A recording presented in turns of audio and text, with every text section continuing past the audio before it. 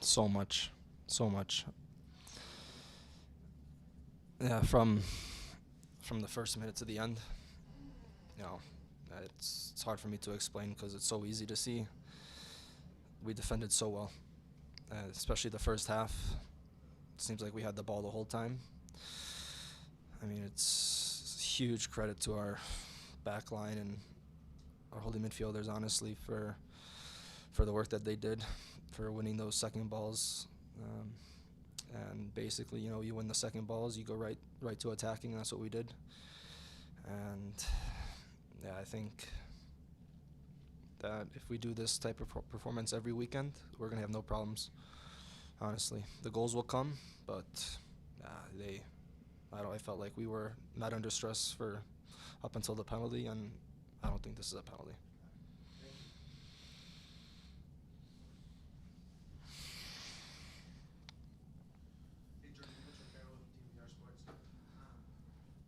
How much of a difference did you feel from the first half last week to the first half this week? Was it everyone just kind of seemed to be a little bit better place?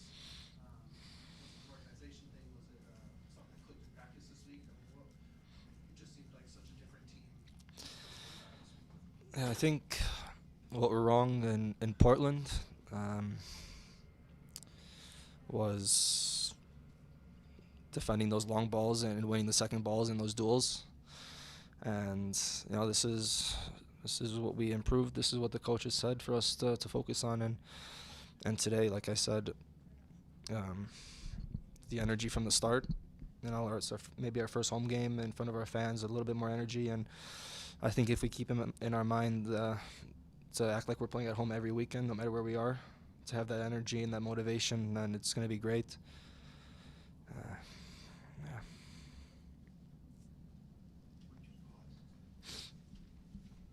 Ricardo with Area Sports Network. You were able to find some nice pockets of space in the final third to create for your teammates. Is there something that's not clicking here to get the goals flowing here? Do you feel like you need to be a little bit more selfish yourself? Can you expand on that?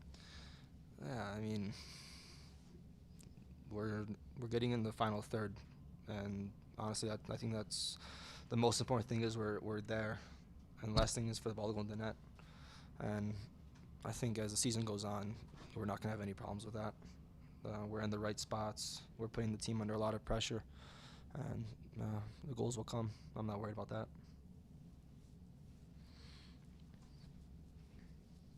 Hi, Keith Richards, Team EBS Media. So being that this was your first time playing here in Commerce City, what was your overall experience playing in with the fans? Yeah, that's great. That's great. It's I know how much this club means to the city. One of the few MLS teams to be from the original when the league started. So I know there's a lot of history here, and to finally play here is great. My first time playing in the stadium. It's historic for me. And the last thing is to get these supporters wins. They're craving for that.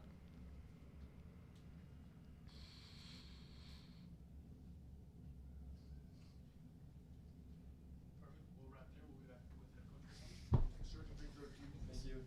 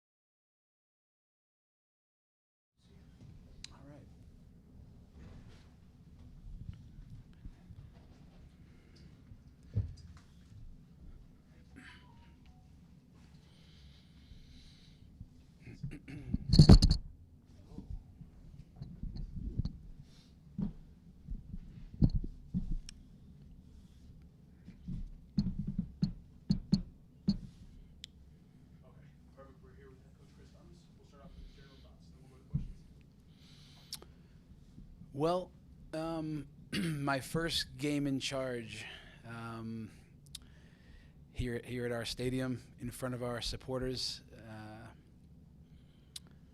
We left some points out there in a strange finish. Maybe we can talk about that in a bit. But I think most importantly, the energy of our crowd, that the fans turned up. It's a packed house. We've talked about 12th man being our supporters. I felt it. The players felt it. I think it was a good performance from our guys. The altitude, I think we used that to our advantage. But I think the most important thing to mention, maybe one of my favorite moments of the match in the 38th minute, across the pitch, the tifo honoring Joan. I've seen Mark out at training every single day, and I spend time with him. That was really cool to see our entire stadium get behind that. All of us were in on it, and it almost like it was a moment that we just stopped and the game's going on. But this was really cool for me. So, man, I fell in love with our crowd tonight. Our supporters got behind the guys. Our guys gave them energy. I think it went both ways, and a nice moment for Joan and Mark.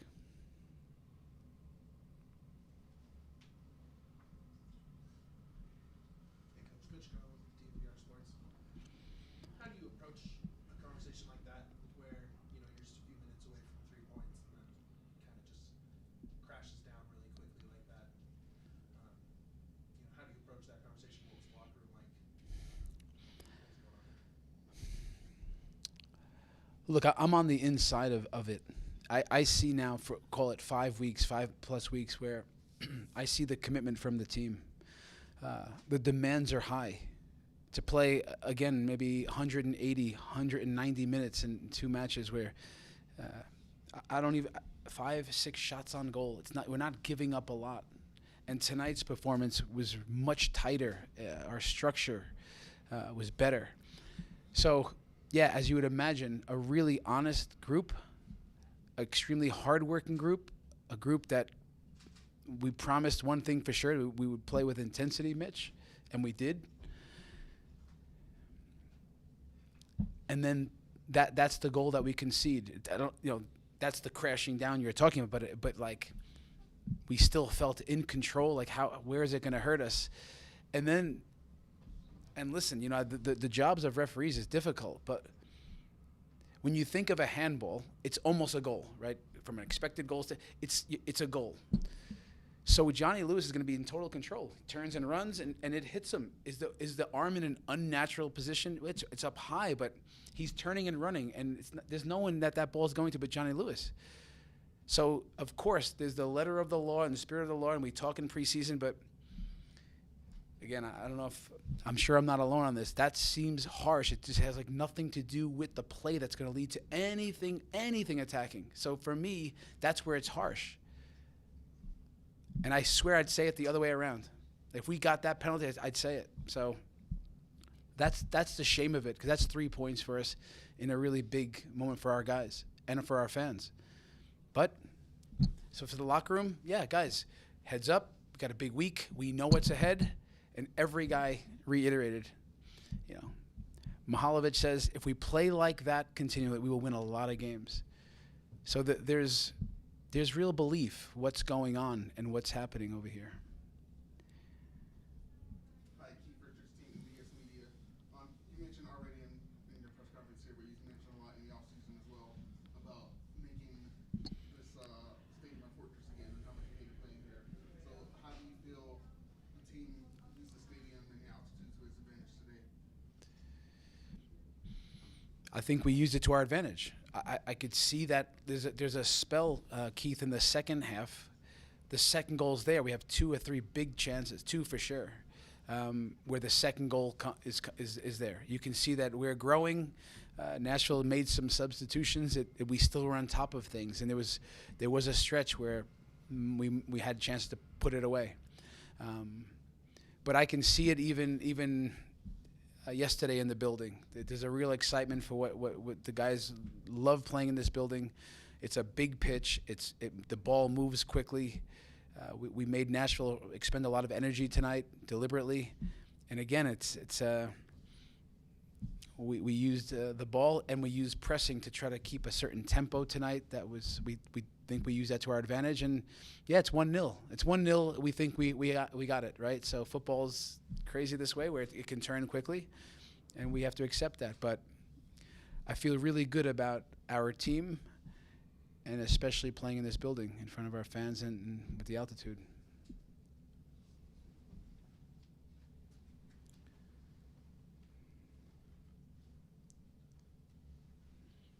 Just, you mentioned it that the second goal was there. Just how much, when you look back at film, you guys, how important does it become in a league like this to say, guys, these half chances have to be converted? And what do you think was the difference between those half chances, going just wide or being that second clinching goal tonight? Listen, it's the guys, they're trying to get the goal, right? So if we're hooking one across the face of goal, the pitch is wet, it's moving really quickly. You want to get the right amount of pace on it. It's just not easy. Like in that split moment, there it is. So the good thing is that we put ourselves in those spots. The good thing is that at halftime, we talked about getting to different spaces, which the own goal comes from. Other chances come from. We're trying to get into certain crossing zones, certain areas of the pitch where in the first half we were too wide in these counter crosses, as we say. So in the second half, we tried to change that. Little underlaps with Sam Vines. We tried to attack certain spaces, and they did that. So again, we have a really attentive group, and we keep getting better at what we're asking. And yeah, so it's I see it from the group that they're. What we ask, they try to do, and we're just tightening the grip. As we get better, as we get more on the same page, as we get sharper, maybe it's, we say sometimes just slowing down just enough, precision over rapidness. Just, is it an extra touch? Is it calming down 100 to 70? So we're working on this, but I am proud of the response from last week. We asked specifically for our attacking structure behind the ball, and this helped create lots of chances on the night that not a ton of chances, but a few that really good ones that maybe could have been the difference. Yeah.